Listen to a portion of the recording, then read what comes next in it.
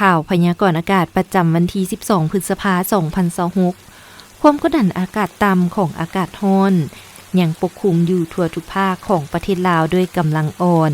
สมทบกับกระแสลมตะวันตกเฉียงใต้พัดปกคลุมภาคเหนือและกระแสลมตะวันออกพัดปกคลุมภาคกลางและภาคใต้ซึ่งจะเฮ็ดให้อากาศร้อนอยู่ทั่วไปและจะมีฝนตกฟ้าร้องฟ้าเหลื่อมในระดับค่อยหาปานกลางและจะมีฝนตกหนักอยู่บางท้องถิ่นพอมีลมพัดแรงเป็นบางโอกาสอยู่ในแต่ละภาคดังนั้นจึงแจ้งเตือนถึงประชาชนบรรดาเผ่า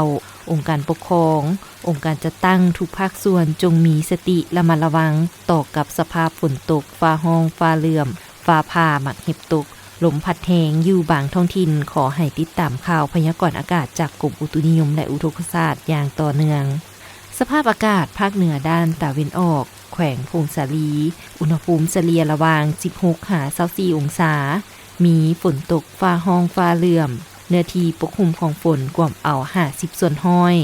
แขวงหัวพันอุณหภูมิเฉลี่ยระหว่าง22-26องศามีฝนตกเป็นบางบอนเนื้อที่ปกคลุมของฝนกว่าเอา15-25ส่วนห้อย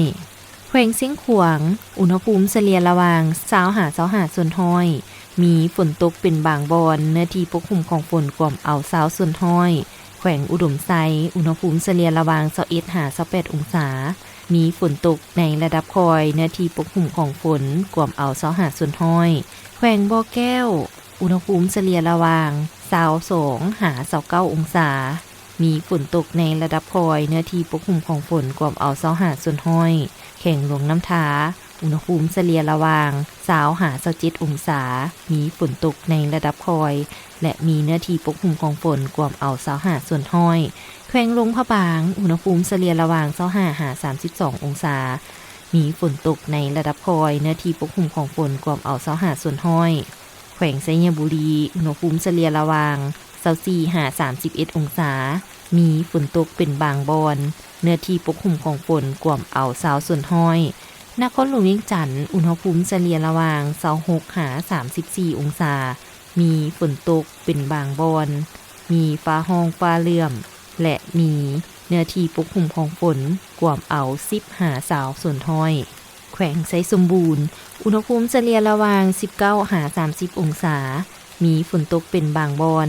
เนื้อที่ปกคลุมของฝนกว่าเอา15ส่วนห้อยแขวงเวียงจันทน์อุณหภูมิเฉลี่ยระหว่าง25-32องศาเนื้อที่ปกคลุมของฝนกว่าเอา15ส่วนห้อยแขวงบริคำไซอุณหภูมิเฉลี่ยระหว่าง24-34องศามีฝนตกเป็นบางส่วนแขวงคำมวนอุณหภูมิเฉลี่ยระหว่าง24-35องศาแขวงสวรรณเขตอุณหภูมิเฉลี่ยระหว่าง27-34องศา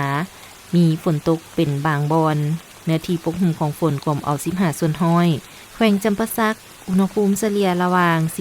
17-36องศามีฝนตกเป็นบางบอนเนื้อที่ปกคลุมของฝนกว่าเอา15-30ส่วนห้อยแขวงเซกองอุณหภูมิเฉลี่ยระหว่าง20-35องศาแขวงอัตตปืออุณหภูมิเฉลี่ยระหว่าง28-36องศามีเฟื่อบางปกคลุมเป็นบางส่วน